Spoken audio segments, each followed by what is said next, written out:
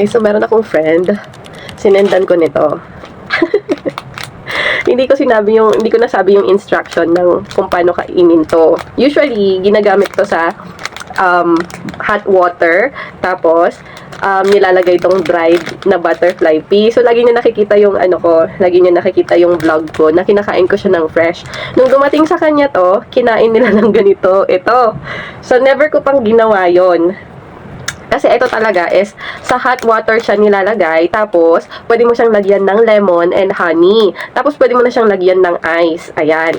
Tapos, ng water. Tapos, saka mo siya iinumin. Pwede rin to sa kanin. Tapos, bago mo siya di ba, lalagyan mo siya ng tubig. Then, ilalagay mo ito para mag-blue yung rice. Ngayon, dumating sa friend ko to, tapos kinain daw niya ito. Sa akin naman kasi, never ko pang na-try to kainin ng ganito, ng na-dry na. So, sabi niya, masarap daw. Tikman nga natin. Ruth, shout out kay Ruth. Sa Manila, ayan, sinendan ko siya nito. Dry.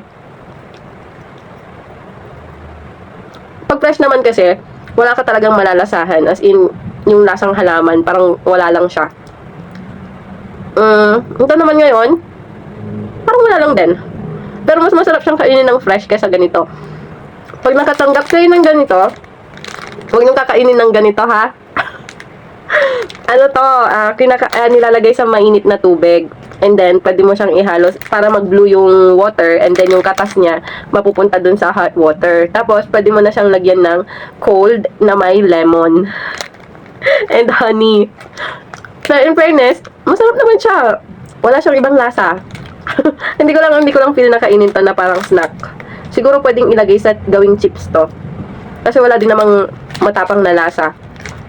Actually, may manamis-namis na onte. Ayan, masarap siya. Pero, wag natin kainin na ganito. Hot water ang gagamitin. Peace, Ruth! Woke up to the sunshine, it's a brand new day.